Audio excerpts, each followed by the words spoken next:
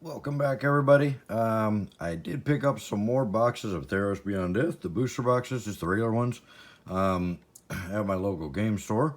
Paid a little bit more for them, but that's because they came with the buy a box promos still. So, if you subtract the price of the buy a box promo, then still a good deal in the box. So, I want to open another one here. This will be box number 3 of this that I've opened.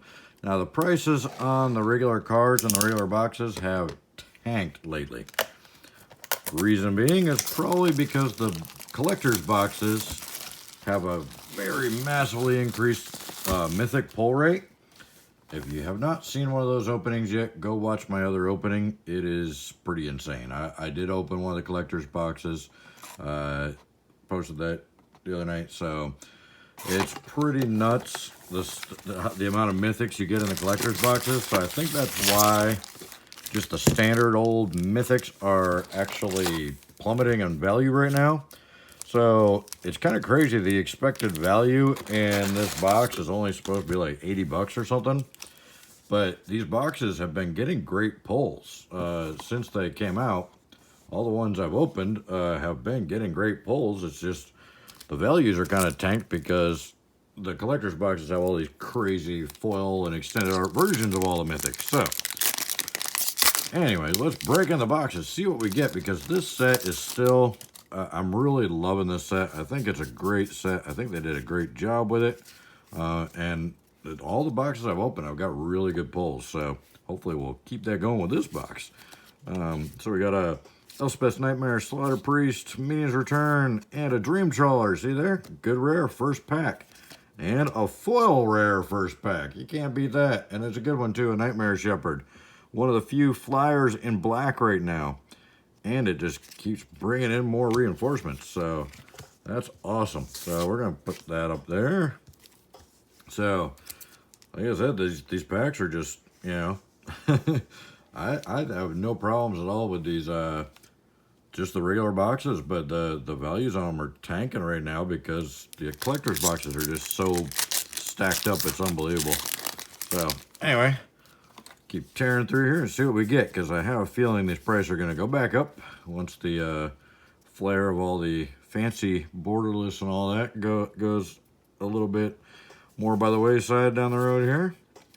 So we got the Freak of Spawn, Mischievous Chimera, Binding of the Titans, and Nylea. See there? First Mythic, second pack. How about that? And it's a good one. So there's really not too many cards in this set that I'm just like, oh, that's terrible. Except the Temples. Obviously, I really wish they'd have brought the Temples back at a uncommon or common, not as a rare, but, it is what it is. The rare land cycle it's really... The Temples are not good. Slaughter Priest, Reverend Hoplite, Underworld Fires, and Perforus's Intervention. Not too shabby. So, let me know what you guys think about the values of this set right now. Do you think it deserves the tanking it's getting right now? Do you think the cards are worth a tenth of what they were last week? Or do you think it's just hype around the collector's boxes? Let me know. Dawn of Angel, Dreamshaper Shaman, Sea God Scorn, and Heliod right there. There you go. Second mythic, and it's one of the most expensive mythics in the set. It's just, I did just open, and we got a Relentless Pursuit, which is a great common. If you're drafting green, draft these. Card draw is important. Yeah, I mean, it kind of seems a little anticlimactic when even to me, because I just opened the collector's box and now I see the Heliod without all the foil and crazy border and all that, and it's like, it's a Heliod, And I think that's what's happening. Elsaid, Entrancing Lyre, good old shutdown. Dreamshaper Shaman, Haktos the Unscarred, and a foil Siona. Little foil Wonder Woman action there. She's nice. Yeah, it's after opening all those shiny, crazy cards in the collector's box, obviously this is a little bit anticlimactic. So most likely that's what's going on with the values there. I think that's really really a big part of it. Shoal Kraken, Archon of Falling Stars, Triumph of Enax, and a Clothis. Nice. You gotta watch my collector's box opening. I got the non-foil Constellation, a foil Constellation, and this one in foil. All three Clothis in one box. So, and now I have this one non-foil, so now I have all 4 possible variations of Clothis, I think. Oh, except I think there might be a borderless one. I did not get a borderless one yet. So, there is that. But I mean, look at that. We're not even halfway through the first stack, and I've already got 3 of the best mythics in the set. I got a great foil rare. I mean, there's not been any really just garbage packs, but yet everybody's like talking about how worthless the boxes are. It's insane. An X, Eutropia, great uncommons even, Sage of Mysteries, and a Labyrinth of Scophos. An expensive Mazabith, but a Mazabith nonetheless. The one cool thing I did notice about this over the Mazabith that I really like is that the Mazabith untapped the target attacking creature. So, yeah, you were holding your opponent's creature at bay, but you were still letting them have it for blocking. This one doesn't untap it. It just removes it. So, they still have tapped it to attack with it. So, as far as I know, unless I'm reading the card wrong, or there's some kind of errata I haven't found out about yet, that says it does untap it, it does not say to untap the creature, which means that they can not use it for blocking if they attack with it and you use the Labyrinth to send it back, or to remove it from combat. Wolf of the Haven, Mire Triton, Heliod's Punishment, and the Woo Girl, Gallia of Endless Dance. Yeah, this card, yeah, I think everybody's kind of feels about the same on that one. It's goofy. Sweet Oblivion, uncommon foil. There we go.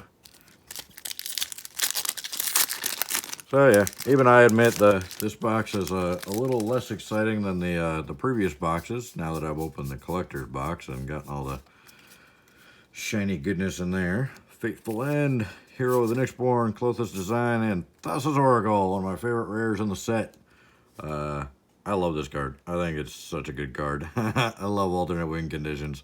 Oh, I got to build a deck around this and see if I can get the card banned. Because anything that's too cool, Wizards are like, nope, we'll have none of that, sir. No more of that cool deck building. If it's a really cool deck, we don't want it to actually function in our formats. So, Shimmerwing Chimera, Fracas Spawn, Thundering Chariot, and Underworld Breach. Again, another good rare. I mean, there's really not too many bad rares in the set. It's not too often you open a pack and you're just like, oh, Hose Town. Unless you get a Temple, of course. Yeah, that's pretty much Hose Town. Although, ironically, the borderless temples from the collector's boxes are apparently worth like $10 a piece. I was baffled when I saw that. Anyway, Whirlwind Denial, Heliod's Punishment, Mirror Shield, Shadow Spear, another great hit. Look at that. This thing is awesome. This is one of the best equipments I think there's been in a long time. And a foil full art, which before opening the collector's boxes, I would have been like, whoa, look at that. Now it's like, full art. Yeah, I got a stack of those now. So the collector's boxes, I like the fact that they actually made sure there's actual value in them this time, unlike Throne, which, yeah, I got absolutely pounded on the collector's box of Throne that I opened on the channel. So I do like the fact that they made sure there's enough value in here. It's really lopsided now, though. Scophos Maze Warden, Dawn of Angel, Binding of the Titans, and Ashiok's Erasure. Yeah, I got about $400 in value. Hero of the Winds foil in that collector's box. So the value is definitely there this time around, which is good. But they might have gone a little overboard with it. They should have just put one of the foil full arts, I think, in there, not 2 in each pack. And yeah, I mean, I like getting 9 mythic. I got 9 mythics in 12 packs. I like doing that. Half of them were foil, but I'm not sure that's going to be good for the value of the mythics. So, Staggering Insight, One with the Stars, Threnody Singer, and Phoenix of Ash. Yet another good rare. You can't go wrong. I mean, unless you get like, you know, you buy 3 packs and get 3 temples, then you really can't go wrong with this set. I have no idea why the box prices or the box value is so low right now. Agonizing Remorse, Heroes of the Rebel, and Siona, Wonder Woman again, non-foil this time. And the Protean Thermitage, or Protein Shake, I think they're all calling it. Yeah, whatever. Protean Thermitage, just for the record. We speak the Queen's English around here. Alright. Chimera, favorite of Eros and Inevitable End, and Tectonic Giant. He's down below $1. It's okay. He's a 4-drop 3/4 that brings in a lightning bolt. Why would you? Yeah. Every time he attacks or becomes the target of a spell, he lightning bolts something. He lightning bolts an opponent. I mean, it's crazy. And he's less than $1. That should be like a that should be a $10 card on release weekend. Come on. Oh, Magic players are so distracted by shiny objects. Put a little foil on something and they go crazy about it. Alright. Nyx Herald, Glimpse of Freedom, Commanding Presence, and the Akroan War. Okay, we finally got a meh kind of pack. But I mean, up till then, really, there wasn't any bad packs. I mean, and that one wasn't bad. That's a good pack still. Just not as good as some of the other packs. Alright. Let me know what you guys think. What is do you guys think that the set's undervalued or overvalued or what? Skillful's Maze Warden Destiny Spinner, a really good uncommon. That was over $1 until just recently. Rise to Glory. And Delicos. Delicos. People are having trouble figuring out his value, I think. He keeps he keeps bouncing around. 1 minute he's really valuable, the next minute he's worthless, next minute he's next minute he's worthless again. So yeah, keeps bouncing around. We'll see what happens with him. I think he's probably a pretty cool card. I mean, anytime it's a multicolor like that, it's going to be a little more limiting as to what you can stack it in, obviously. But I think it's a good card. Illyrios Enraptured, Hydra's Growth, my favorite uncommon in the whole set. That thing is a beast. Triumph of an Axe, and Wave Break Hippocamp, the good old Hippocamp. Drawing cards. 3-drop 2/2 that lets you draw a card. I love that. Well, draw cards on your opponent's turn. Also cool. Alright. As long as they don't have an Underworld Dreams out, then it could be trouble. Gary, good old Gary. Stinging Lionfish, Hateful Eidolon, and Woe Strider. The good old Woe Strider. Brings a goat in with him. Cool card. I like the Woe Strider. The art's kind of creepy, but I like the card itself. And anything with escape, I'm all for, because the only thing better than using a creature once is using a creature many times over. So, alright. Agonizing Remorse, Escape Velocity, Daxos. Nice little uncommon there. And Gravebreaker Lemia. For those who haven't watched my Ashiok Planeswalker deck opening, there's one of these in the Ashiok decks. So, if you're looking for extras of these, just grab an Ashiok deck. There's one in there. So, cool card though. Black with lifelink. 5-drop 4/4. When it enters the battlefield, you get to search your library for a card, put it in your graveyard, then shuffle your library. And spells you cast from your graveyard cost 1 less to cast. Great card. I mean, for multiple purposes there. It's got a lot of functionality on that one. Banishing Light, Furious Rise, Blood Aspirant, and Nessian Boar. I was really negative on this guy until draft the other night.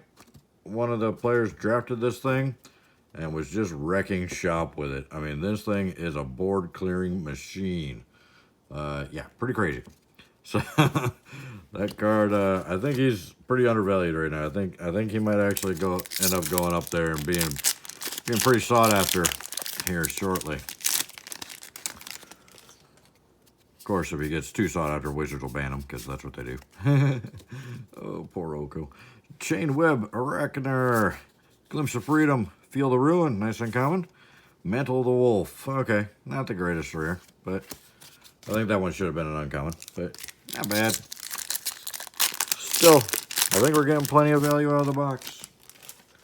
It's just that the single card prices on anything that's not shiny and foil has tanked because all the shiny foil goodness going around. Devour of Memory, Underworld Dreams, Speak of the Devil, Madolma's Prophecy, and Elspeth Conquers Death. Yes, she did. Apparently, in Wizards of the Coast's make-believe Magic the Gathering realm, she conquered death. She came back. Good for her. Everybody's got to have a hobby. All right. Oh, there's our first alternate constellation border, Renata, which was worth something until they started putting 25 in the collector's boxes. For those who don't know, there's a non-foil and a foil demigod in almost every pack. So, just so you know. Throw that up there. Blood Aspirant, Nessian Wanderer, and Eidolon of Obstruction. Okay. So there is one really lame rare, and we just got it. He's not terrible. He's just not great. That's definitely going to be a bulk rare down the road, I think. All right. Drag to the Underworld. Statistician Pestilence. Every single time. Citizen Petitioner. Every single time I try and put those two words together. I don't know why. Stinging Lionfish. Heliod's Intervention. This card I didn't give a lot of respect to until somebody played it against me. I lost 2 games in draft the other night simply because of this card. I beat him once very easily, but then the second game, he destroyed everything I had with this, and then the third game, he destroyed everything I had with this, and then he was able to just swarm me after that. Rumbling Century foil. So yeah, that Heliod's Intervention is actually a very, very powerful card and sealed. So if you're running white, and you happen to come across one of those, or even if you're not running white, if you come across one of those, you may want to consider running white, because that card is powerful in this set and sealed. Vanishing Light, Furious Rise, Breath of Meletus, and Shatter the Sky. Good old Wrath of God with card draw capability. And another full art land that, like I said, would have been really exciting a week ago. Not quite as much anymore. And they're still holding. I think they're still holding a few bucks now, but we'll see what happens because the market's about to get flooded with them with the people opening collector's boxes. I mean, there's 24 full art lands, foil, in every collector's box. All right, we got the regular Renata, Clean to Dust, Nessian Wanderer, and Near Kraken. I like this little guy. He's pretty neat. I have fun with him. He's not worth anything anymore, so I actually, which I'm kind of glad in this case that he's not worth anything anymore, because that means I get to keep a playset of them instead of having to sell them. So if they were still worth a bunch of money, I'd be selling them instead of holding on to them. So now I get to build a deck out of them. Whirlwind Denial, Devourer of Memory, Soul Guide Lantern, and Timeric Calls the Dead. Probably the most awkward art in the whole set. I mean, it's not a bad card. It's just very awkward art. It actually works pretty good in draft. Somebody was using it the other night to very good effect. So, pretty strong card in draft. It just looks creepy. And not like in a, ooh, that's creepy way. Just like awkward creepy. Not even like cool. Like weird uncle awkward creepy way. Calaf, Minions Return, another Hydra's Growth, yay. Enigmatic Incarnation, and I think we got something fancy. Oh, it's just not an axe. Oh, I thought it was I thought it was a Purpurus. Thought we had a foil Purpurus in there. I was gonna get all excited. All right. Well, that was a major letdown. Silly demigods always ruining our fun. All right, Mystic Repeal, possibly one of the best removal cards in this set for sealed. And it's not even really supposed to be a removal card, but this will put somebody's god on the bottom of their library. That's cool. Hero of the Winds, Warden of the Chain, and a temple. You know it was coming. You know it had to happen. You knew we were getting some temples. Some absolutely worthless rare land cycle lands. Definitely really disappointed with the rare land cycle in this set. Its temples are not good. Just not good. Acolyte of Affliction, Fairies Band Brawler, Tamarit, Standard Art, and Natalia's Intervention. Another intervention card. There's a lot of intervention in this set. They're just always trying to intervene on things. So I don't know. So let me know in the comments what you guys think of the set and what you guys think of the values, the way that they're being kind of crazy and all over the board here lately. I mean, this set came out of the gate super strong, and then it just, all of a sudden, within a week, it just dropped to nothing. Impending Doom, Mirror Shield, Enemy of Enlightenment, and Citizen Champion. Really good rare.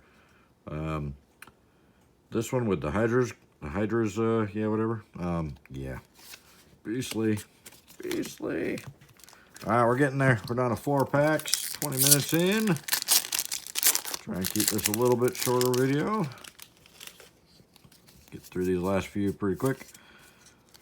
Yeah, I mean, it does seem kind of anticlimactic after opening the collector's box, even though we got 3 great mythics, but then we fizzled out for quite a while now. Shoal Kraken, Alseid, Thundering Chariot, Korobest the Sea God. Finally, another mythic. It's been a while. It's been a fortnight. I was just about to start complaining about it. And a foil Lampad, one of my favorite commons in this set. This guy is awesome, especially in sealed or draft. If you come across Lampads, you run black, grab them. They are, you can't beat that guy for draft, run black, for a quick easy drop creature that you can chump block with, but you can, anything you end up losing, you can do 1 point of damage and gain a life. He's got built-in drain life on every time you lose a creature. Mischievous Chimera, Sweet Oblivion, Nessian Hornbeetle, and Eat to Extinction. I like Eat. I think it's a good card. Yeah. Good removal spell. I like it. It exiles them so they can't use the escape anymore.